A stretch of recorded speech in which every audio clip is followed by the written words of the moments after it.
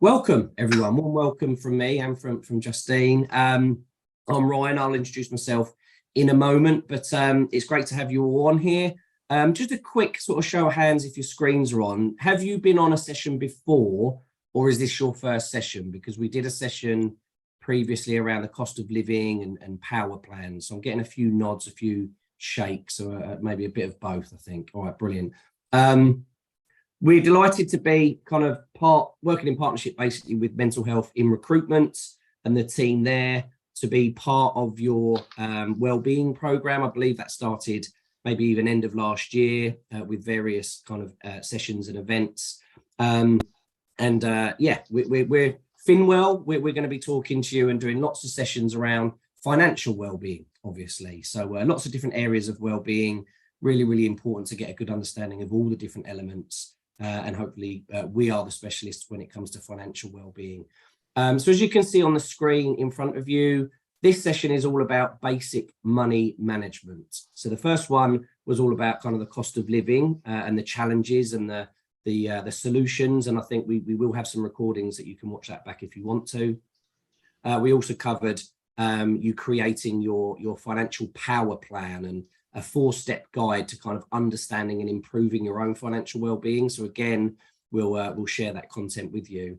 But this one we found to be really popular with all employers that we work with, because it just seems that most of us, to be honest, me included, need to do some work around our basic money management. I think we can all sort of improve in certain areas. But that's what we'll go through today. So about an hour, 55 minutes or so. We want to make it as engaging as possible. As Justine said, we do not like talking at people for any length of time if we can get away with it. We've done so many of these. Justine is sick of my voice, I'm sure. So yeah, we want you to use the chat. Justine will use some polls to really get involved as much as you can. You're going to get more out of it the more involved you can get in. So I'll move on. As by way of introduction then, so I'm Ryan, I'm the founder of Finwell. I won't go into too much detail because I've already introduced myself on the other sessions, but basically we're really passionate about financial wellbeing. We don't really see it as a job, to be honest. I'm 10 years in financial services, hopefully know what I'm talking about, but you'll be the judge of that. And I think really important as well, considering the fact that we've partnered up with Mental Health in Recruitment, that we try to link financial wellbeing and mental wellbeing together as much as possible, because they are intrinsically linked. One affects the other. I can tell you that from personal experience as well. I'm also a mental health first aider, so really passionate about these areas. The philosophy, just quickly, about Finwell, why we set it up, was to do these 3 things. So to hopefully help you, first of all, understand what financial wellbeing is all about, because it's very personal to different people and subjective as well. And then once you understand it, you can take the steps to improve your financial wellbeing. That hopefully will lead to healthier relationships with money for the long term, really important throughout life's journey, and hopefully better mental health as well. As I say, there's some intrinsic links there, if I can get my words out. But I'll introduce Justine, and then she'll take you through the first bits of the session. Justine is a key part of our team. Been involved with financial services for almost 30 years, although I'm sure you would never believe it. Worked with a lot of the high street banks, is a CMAP qualified mortgage advisor, also works with the Money charity in the education space around financial wellbeing as well, with schools, and just an all-round wonder of financial wellbeing. Is that what you wanted me to say, Justine? Yes. Yeah, something like that. But I'll hand you over to Justine and she'll talk us through the first slide, and I'll be back in a little bit. But over to you, Justine. Brilliant. Thank you. And thank you for having us. I'm just going to remind you, if you came on our first session when we talked about the cost of living, you'll be familiar with this. But it's just a little reminder, really, that we are in a difficult period of time. We're definitely in a storm with the cost of living crisis. But, you know, we're going to need to help each other get through this together and recognise that we're definitely not all in the same boat. And some people out there right now are really struggling financially, and may need to get to grips with their finances, perhaps that they haven't had to before. So that's what we're going to be touching on today. So let me go through the agenda with you when it comes to understanding the basics around money management. And again, just feel free, pop your hand up, use the chat box. We've got some polls I'm going to launch in a second, because I want to get to understand a little bit about what you currently do, and areas that we might want to do a bit better in. So the first thing to have a look at really is understanding how to deal with debt. And I say the word debt, but it doesn't necessarily have to be a bad debt. It could be that we've got credit products that we're managing on a day-to-day basis. So we're going to have a look at the difference between how to manage that, and what to do as well if things go wrong or get out of control. Budgeting. So budgeting, what do we do when it comes to budgeting? We all do things very differently, but we must remember that this is a skill and it's not something that we learn at school. Okay, I certainly didn't learn how to budget and manage my money at school. Okay, and often we learn the hard way, or we learn through our life experiences. So we're going to have a look at what to do with that. Ryan's going to chat to you about how you might start portioning out your money, and we're going to go into a bit more detail into the 50-30-20 rule, which is a great way of analysing where your spending is going. Spending habits. So spending habits, you know, we all have them, good or bad. It's about understanding what triggers our spending habits and the kind of things we spend our money on, but more importantly, why. And understanding that and having an understanding of that will help you control the urge to spend money. Okay, and might be a way of making some changes to your budgeting as well. Having some resilience and building up those emergency funds is something that we encourage everyone to consider. It's not necessarily the easiest thing to do, but will really help you if you have an unexplained cost or a loss of income.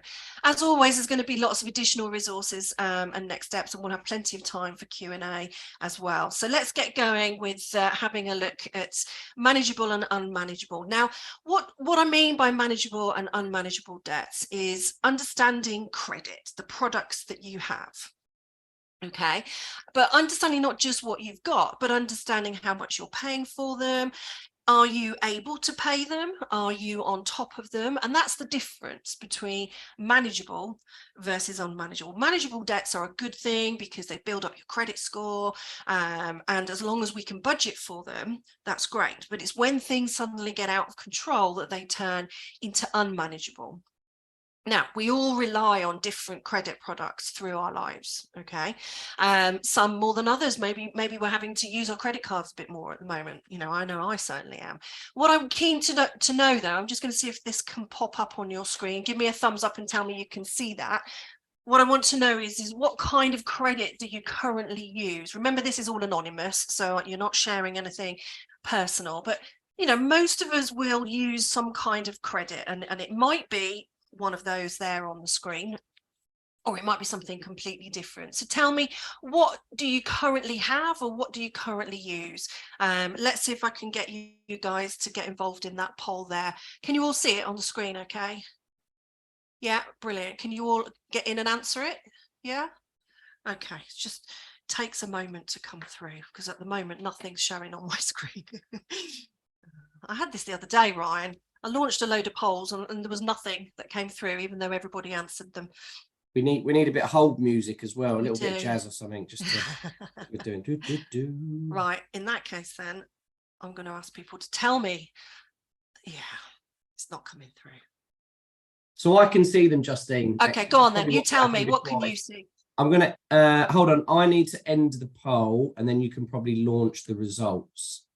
Or I can share the results. You share the result for me. So I don't know if you can see this, but we've got buy now, pay back later, 55%. Yeah. We've got credit card, which is the main one, unsurprisingly, at 73%. Yeah. Overdraft on a bank account, 27%.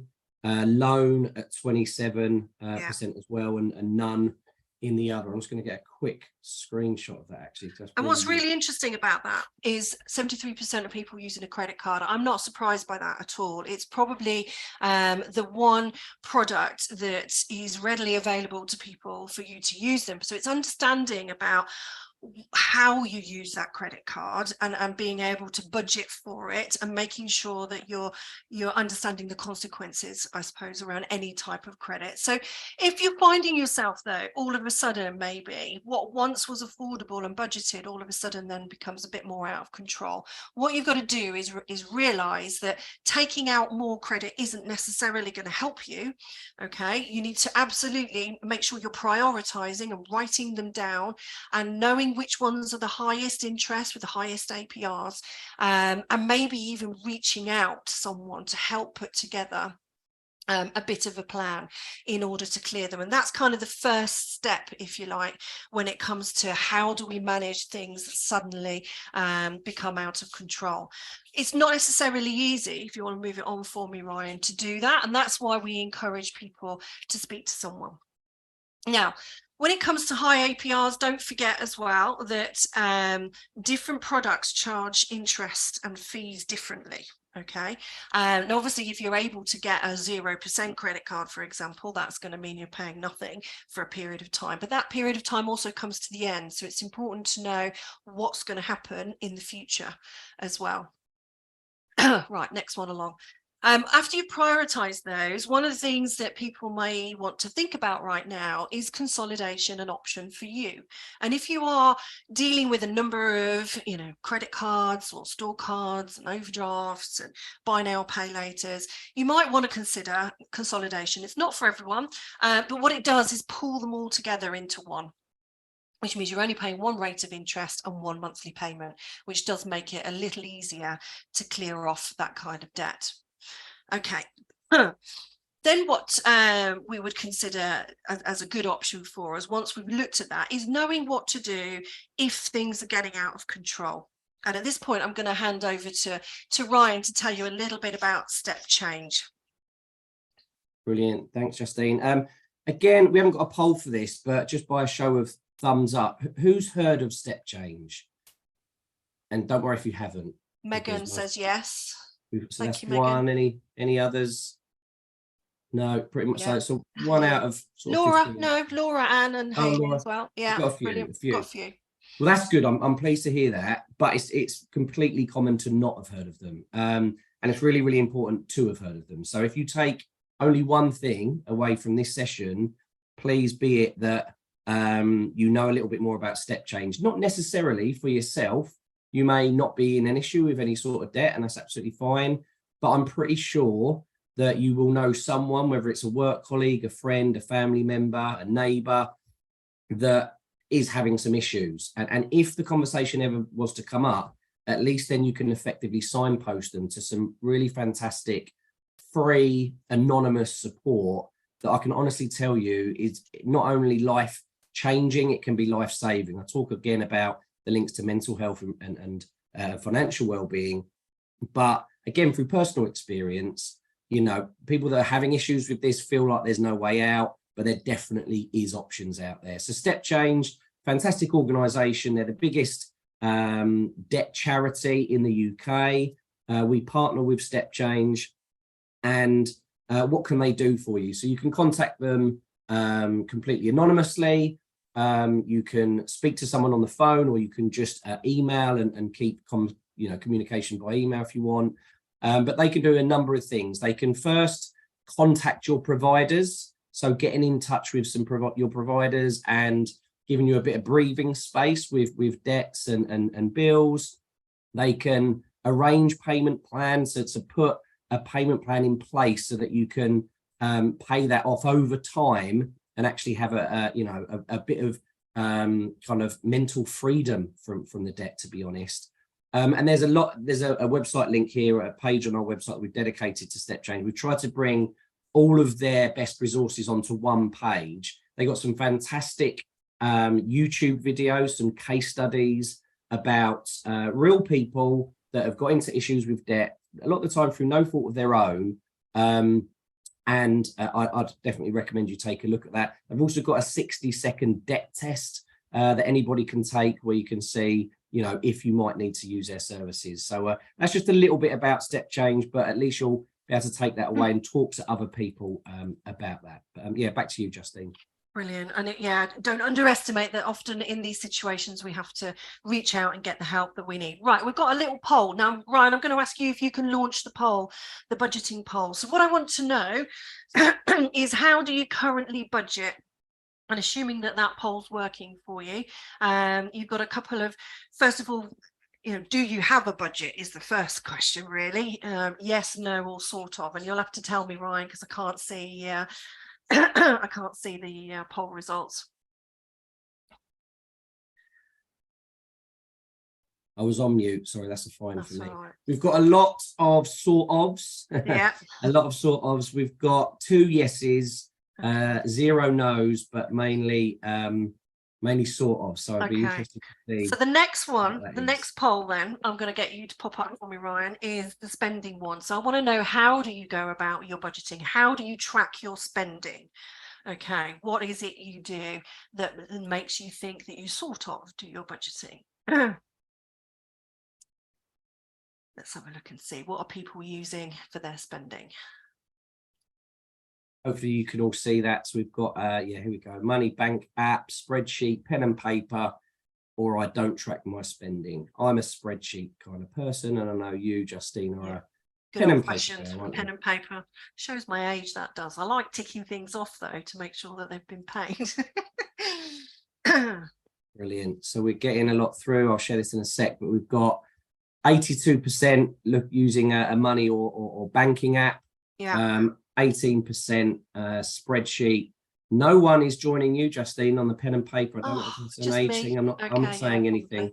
Thanks. And no one that doesn't track their spending. So let me just share this with you as well. There are the results there.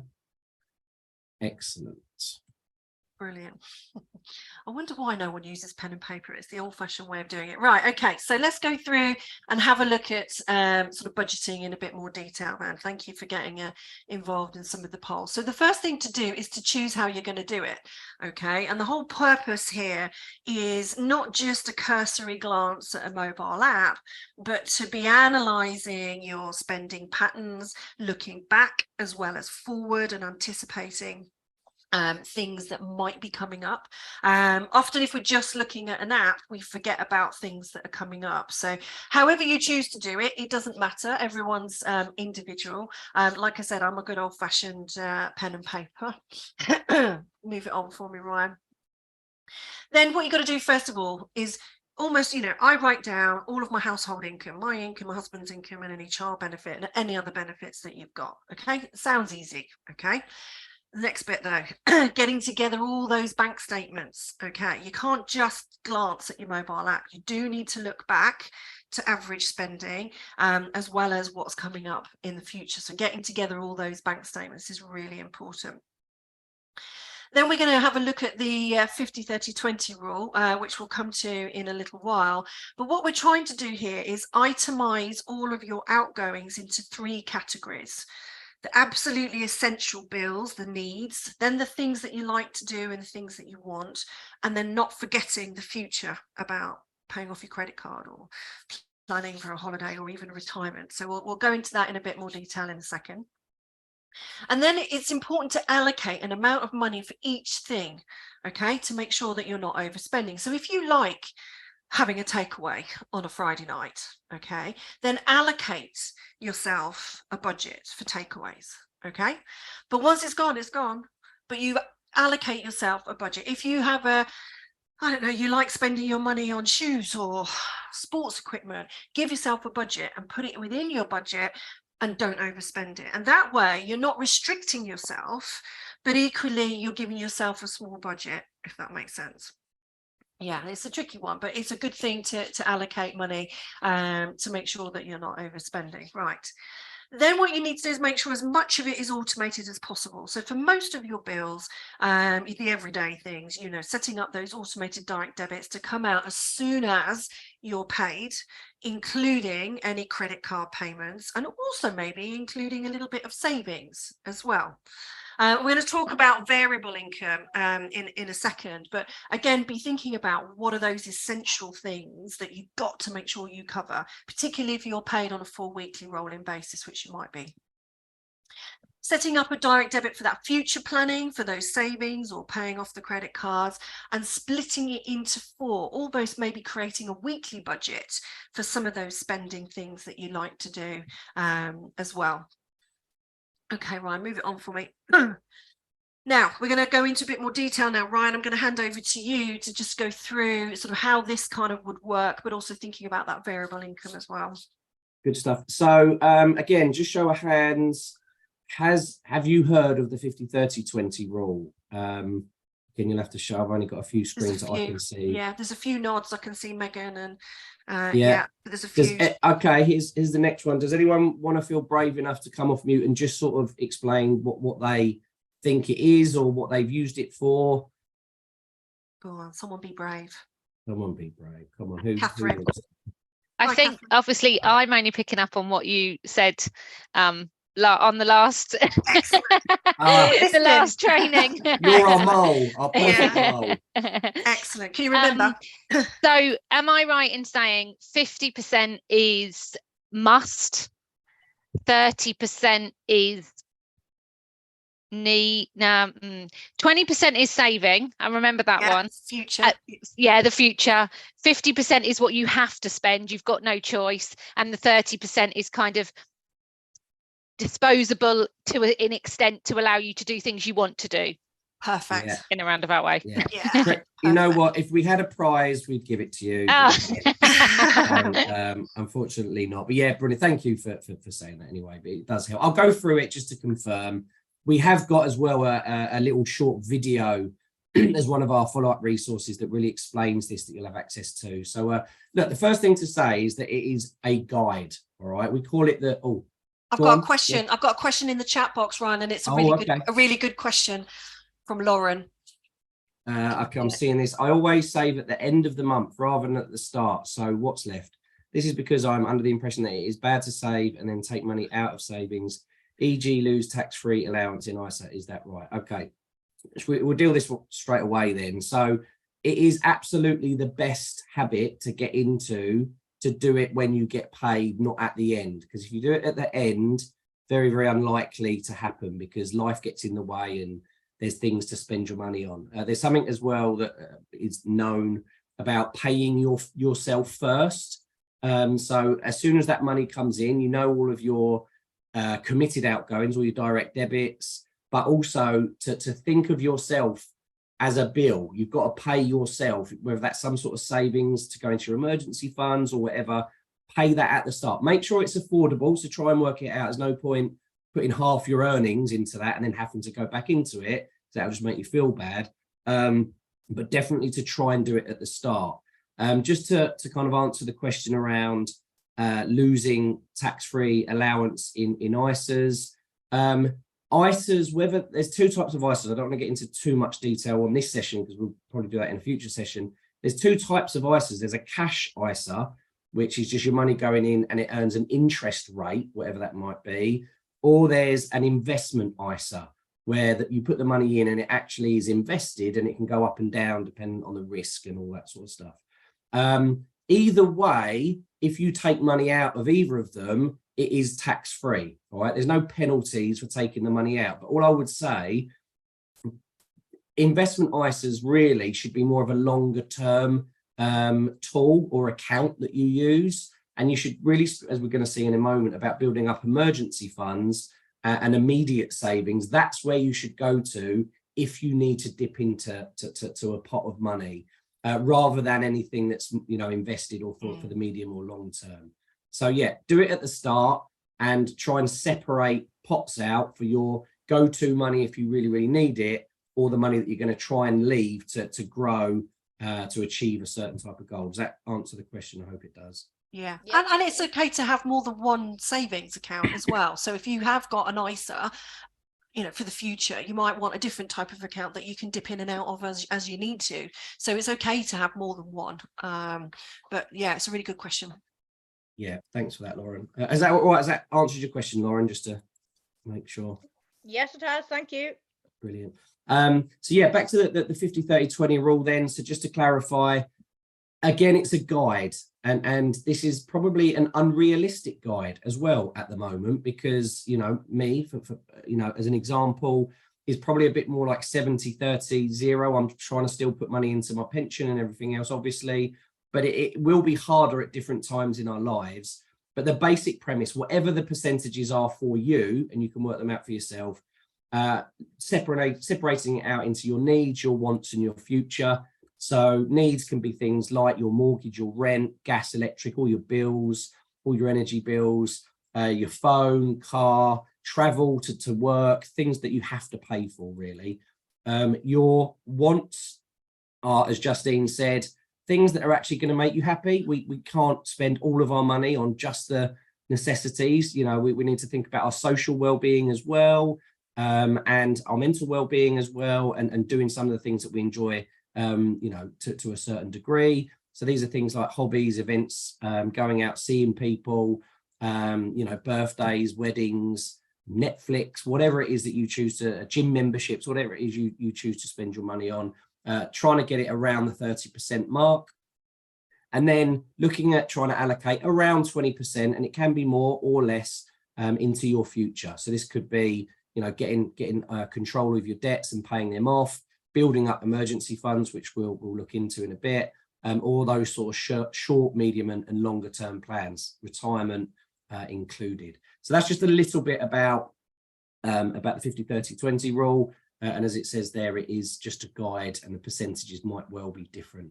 But I'll pass you back to Justine to go through the most useless item you've ever purchased. All right, back to you. Okay, there might be a weird question, this one. What's the most useless item you've purchased? But what I want to know in the chat box actually is, think back to the pandemic when we were stuck at home, and maybe, you know, holed up with the kids or bored out of our skulls. What I want to know is, what's the most useless item you've ever purchased that you've never used, or you've used once and it's now gathering dust? So let's get the chat box going.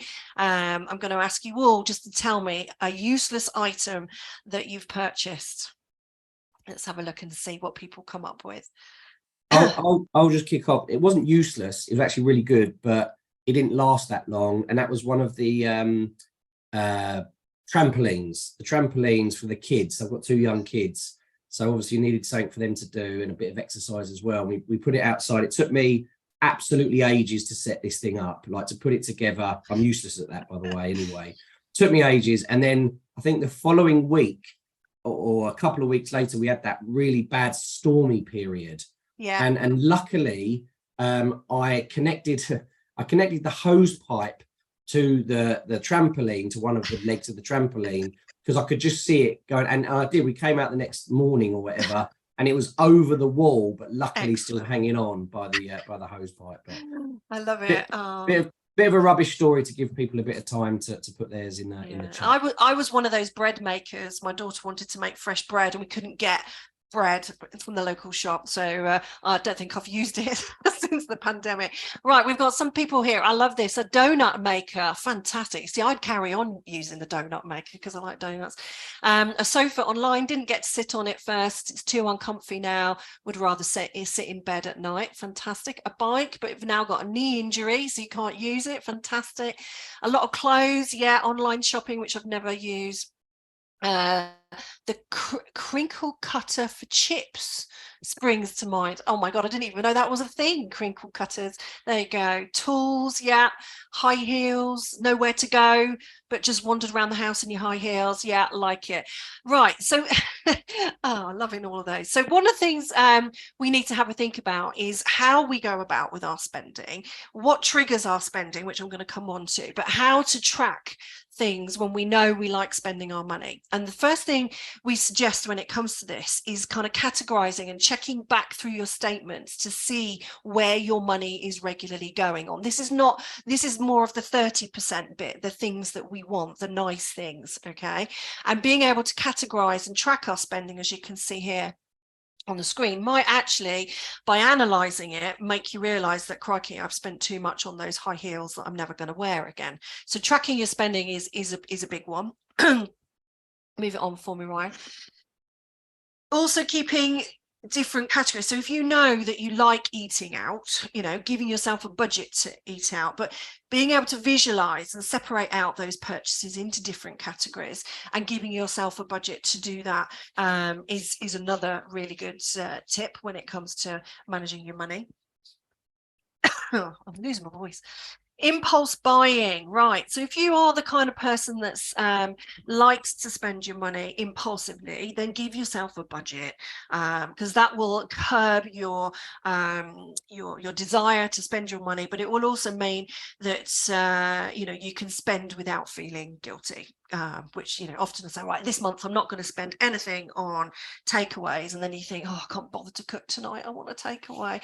All right, so that's one. Saving now and not paying later. So a lot of you said earlier, in fact 55% of you said that you use don't buy now pay later schemes that you see that pop up, and it's just way too easy, isn't it, to click on the box and say I want that rather than saving up for it. But try and avoid that temptation, because buy now pay later is a type of credit, and if you can leave it in the checkout overnight and maybe, you know, reflect on it the next day, or even save up for it, it might stop you from thinking I need that pair of shoes right now, as opposed to actually I've already got one pair in the cupboard. So try and save rather than relying on credit as well. I was just going to add to that, Justine. I know we're going to mention it a little bit later, but what we're seeing a huge amount of with employers and employees is also additional elements of neurodiversity as well. And if you recognise that, then it can mean even greater challenges with things like that, with impulse buying and decision making and things like that. So again, we're gonna try and get some guides together to help those with kind of neurodivergent challenges, basically. But I know we'll chat about that. We're going to come on that in a sec. Brilliant. Okay, and then spending triggers. Now, I've got a little poll actually. Ryan, could you launch the poll, the spending trigger poll? What I think is important for us to know is to try and recognise in ourselves what it is that triggers you to spend your money on unnecessary things. Okay, and once you've recognized those spending triggers, you can then put coping mechanisms in place. So what you should have on your screen is having a look at whether or not you're an emotional spender. So are you the kind of person that spends your money if you're happy or sad or stressed or had a long day? Are you the kind of person that's influenced by what's going on around you, and therefore you want to keep up with the Joneses, or, you know, that fear of missing out on the latest thing? Are you the kind of person that likes a bargain and, you know, hangs on, and, you know, you see that 50% one day only, get it now, you know, that perception of its value? Online shopping, we saw it during the pandemic, you know, can often be a big spending trigger because it's just too easy these days. And also we like to reward ourselves, don't we? If we've worked hard, or if we've had a, you know, good session in the gym, we want to, you know, go and get a takeaway. Or it might be that you spend your money. Parents do this if you've got kids, you know, get the guilt trip. If you can't do something for the kids, and you'll, you know, buy them something that they don't necessarily need. So does anyone recognize any of these triggers? Ryan, have we got any answers coming in? So leading the way is the emotional spending, 36%. Then we've got joint 27% bargains, perceived value, and online retail shopping. Yeah. And then we've got to reward ourselves at 9%. It's quite interesting. So yeah, it is interesting, isn't it? So thank you for sharing those. So if you do recognize any of those, then being really more conscious of it and bringing it to the forefront of your mind might actually stop you from spending your money unnecessarily. So ask yourself the question, do you really want it, or do you really need it? Okay, how much do you really want it? I've had a pair of trousers in my online shopping basket for about a week, and I keep looking at it thinking, do I really need it, or do I really want it? I really want it, but do I need them? And something is holding me back because I've left it in that shopping basket rather than just gone out and bought them anyway. And you know, often we find that we do have similar things, we just like them because it's new, and it gives us that kind of that rush, doesn't it? That kind of nice rush. Lauren's telling me she's got a favorite shopping quote: if you don't love it, leave it. Yes, leave it in the shopping basket. I like that. So that's one way of coping, depending on what your trigger is. Cash. Now, believe it or not, this might come as a surprise to you, but the world of digital just makes it way too easy right now. You know, you can just, use your phone or your watch or your card. But actually going back to using cash, my mum used to put cash in envelopes to pay the gas at the end of the week or for the food shopping on Saturday morning. And actually, it's a really good way of budgeting, and using cash is something that the Citizens Advice Bureau often say to people, just when you get paid, take all your money out of your bank account and let's do it manually and put cash into envelopes. So, have a think about using cash stops the ease of and the convenience, if you like. Now, as Ryan said earlier, if you've got any kind of worries right now, any kind of worries about debt or just paying the bills or worrying about, putting food on the table, this is a very real thing here, and this might resonate with you. If our brains are in that kind of sort of flight mode, we run away from things that are bothering us, right? We run away from the difficult stuff and the hard decisions. It's a natural response, the fight or flight. You might have heard of the fight or flight response. And when we are in flight mode, we often therefore panic when bills arrive, or you hear that, the bill landing on the mat, or the email pops up, your latest statement is overdue. And that panic means that we sometimes, one of our coping mechanisms is to almost be in denial and hide it and pretend it's not happening, and I haven't really got a problem, it's just a blip. When we do that gives us instant relief. Okay, if we just delete the email or just don't open the envelope, we get that instant relief. Oh, thank God, that's fine, it's not really happening. And that's where we see debt increasing. And it's called the avoidance cycle, is just we avoid facing into reality. So we go round and round in this circle until such a time as something will trigger you. And often it's mental health or something bad that's going to happen. So what we want to do is try and encourage people to be aware that this happens, and it does, and stop the cycle. Okay, as soon as you get that bill through the post, do something about it.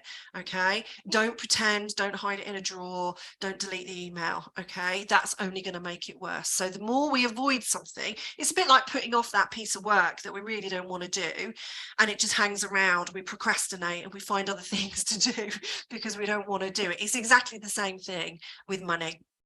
So just be really mindful of that. And if you feel yourself in that avoidance cycle, then you know that you're going to need to reach out and maybe ask for some further help down the line. Just on that, from personal experience, absolutely have had that and still have it to different degrees, really. Don't know why, but yeah, the brown envelopes as well, when they come through, they seem to be, they're the ones you want to not look at. And the red emails.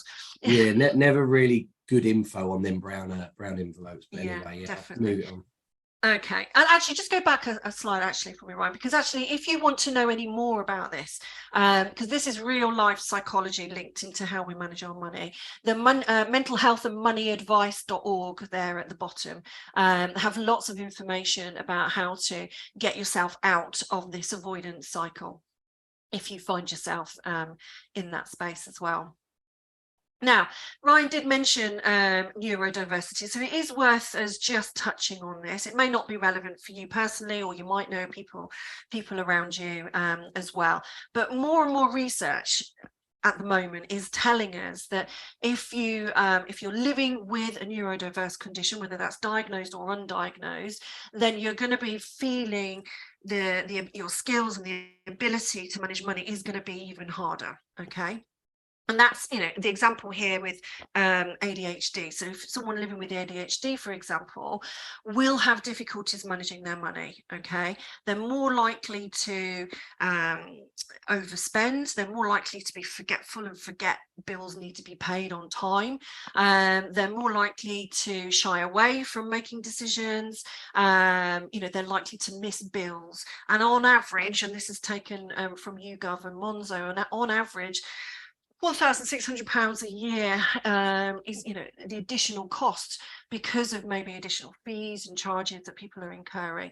And that then transpires into more debt. Okay, and what we're starting to see is more and more people getting into debt because they have a neurodiverse condition that means that they struggle to make those day-to-day decisions. Okay, you know, and the knock-on impact with anxiety when it comes to making the right decision, and also remembering that there's a feeling, you know, whether it's right or wrong, there's a feeling out there that currently the banks are not equipped and trained enough to deal with people with neurodiverse conditions. So, you know, if that is impacting you or anyone you know, you know, these are real things happening at the moment. And again, it's about understanding that people might need support. They need to know where to go for credible support and information, and maybe need to reach out and ask for help from other people as well.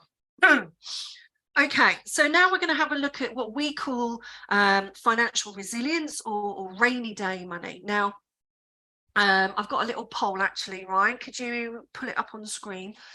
Called emergency funds. What I want to know, hopefully that's working for you, is how long could you survive on your emergency funds without any additional income? So this is thinking about if you lost your, let's say you lost your job or you were unable to work due to a serious illness, how long could you survive?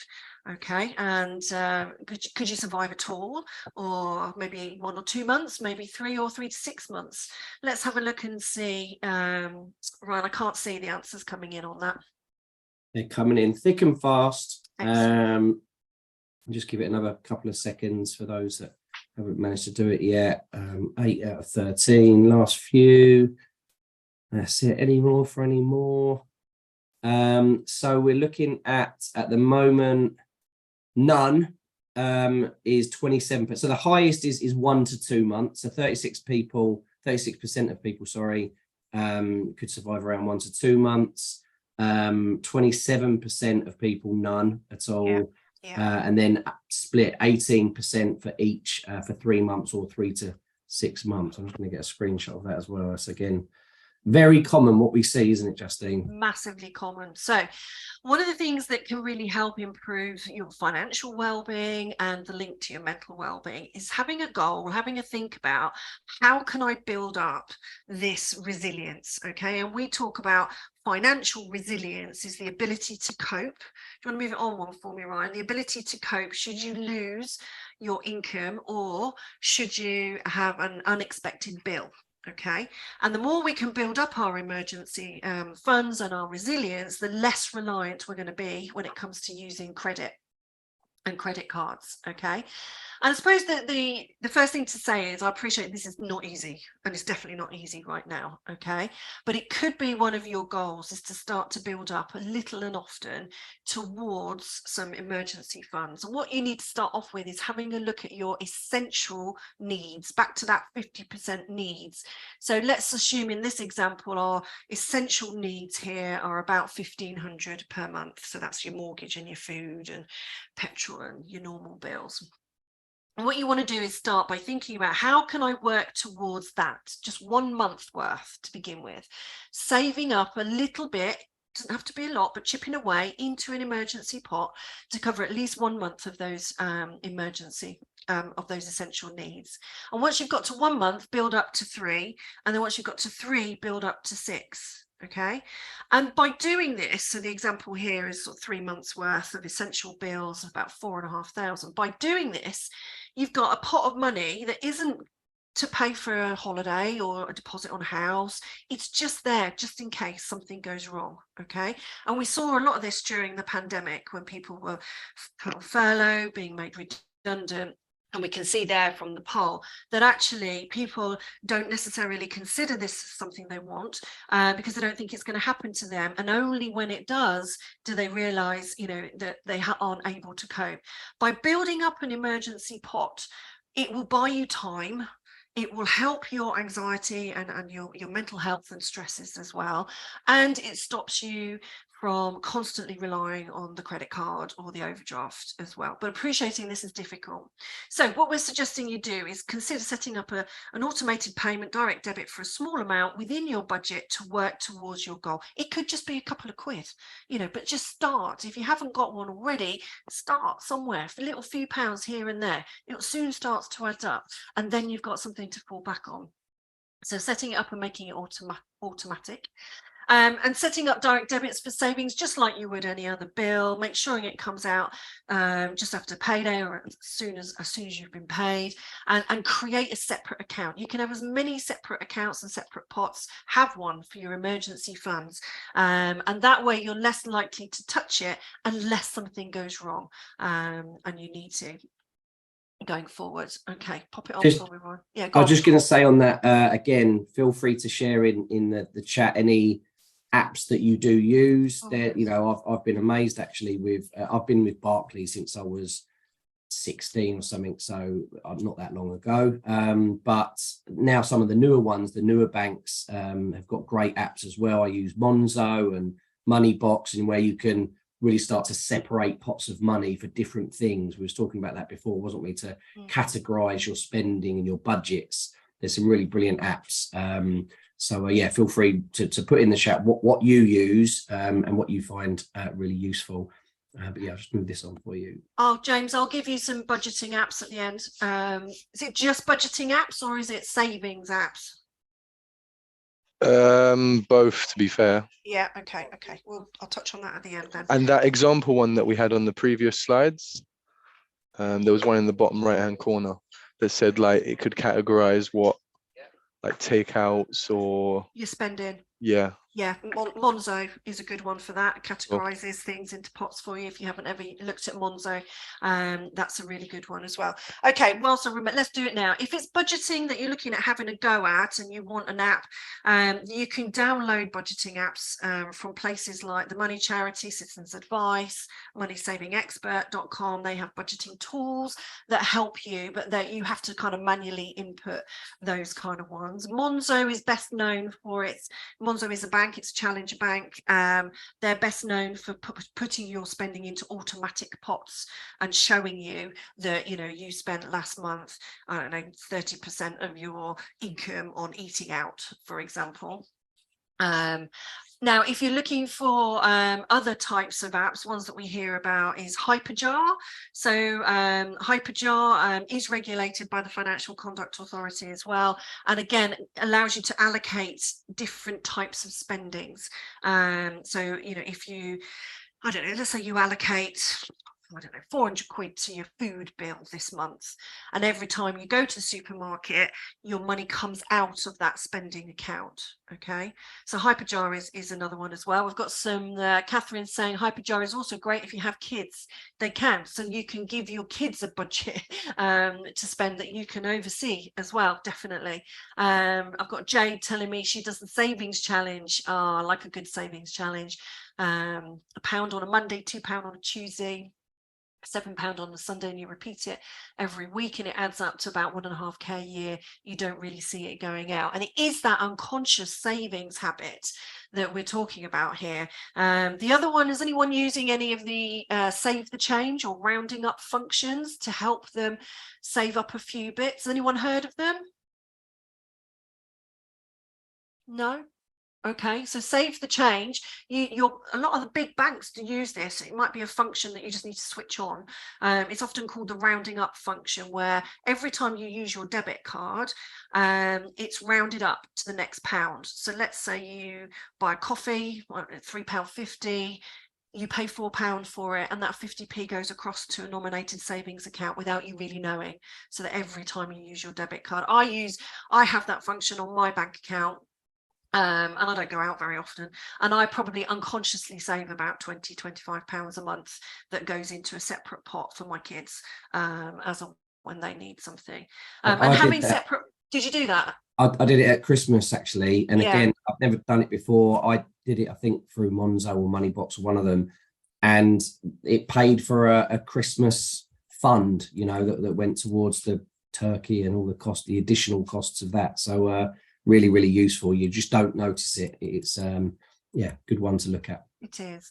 So I'm just trying to think, what was that other one? Is it the Money Box? No, not Money Box. I'll come back to Money Dashboard. Money Dashboard. Go and have a look at Money Dashboard, James.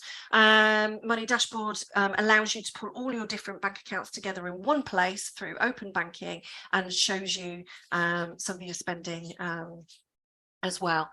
Now, obviously, you know, there's a lot of tools out there, and rather than just going and searching them, what we've tried to do is kind of collate things together for you. And here is one of the infographics that will be available to you following today's workshop. So if you want to, you know, dive a bit deeper into budgeting, or look at different ways of budgeting and how to get on top of things, you'll just be able to scan the QR code up there, and it will take you through to our resource page, which will have information on budgeting. If you want to set up, you know, some emergency funds and think about how you might build that up, again, you can scan for the video, and we'll show you in a bit more detail how to you know, get started with your emergency fund. So, you know, there's a lot to think about here, and it's about finding what works for you, I guess. Hence why I've always stuck with pen and paper, because I've just always done it and it always worked for me. So, you know, there isn't a one size fits all with all of this stuff, but it will be you know, available to you if you want to get to grips a bit more with your basic money management. There's the cost of living guide. We did touch on this a little bit in the first workshop, if you were part of the first workshop. Again, loads of information that you can download if you want help with budgets, if you want help with energy, if you want help with, you know, discounts and on offers. You know, there is so much information out there. What we've tried to do is put it all together in one place so that it's credible information for you as well. Okay, and then lastly, Ryan, I've got the feedback link.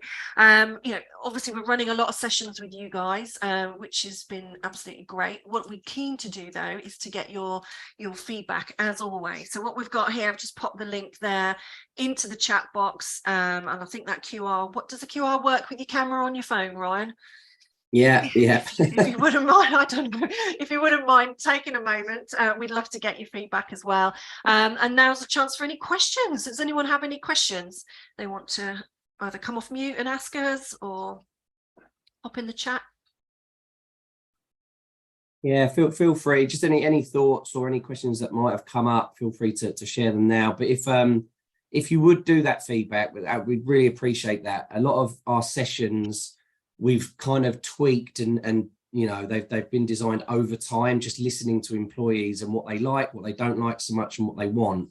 So it'd be really great. Yeah, either click on that on the link in the chat and do that after the session, or you can scan the QR code with your phone, and that will take you through to the digital version of it. But if there are no questions, if anyone wants to stay on just for a minute or two after the end, that's absolutely fine. If you do have any questions, we completely appreciate it's quite a sensitive area. There's a massive stigma and taboo around money. One of our missions is to get people to talk about money, as it said on that first slide, the hashtag. Do connect with us on LinkedIn. The whole team are on LinkedIn. We've got a LinkedIn page that you can follow. We'll all connect with you if you send a connection request through to us, and you can ask us any questions in confidence there as well. But yeah, we should be having quite a lot of ongoing sessions to cover a whole heap of topics and themes going forward, and have loads of support for you as well. So if there are no questions, just leaves us to say thank you, really. Thanks for spending a bit of time with us. I hope you found it useful. I will just put, oh, that was you.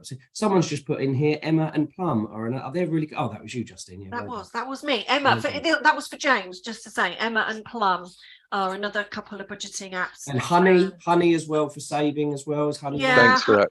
Yeah, Honey gives you discounts online.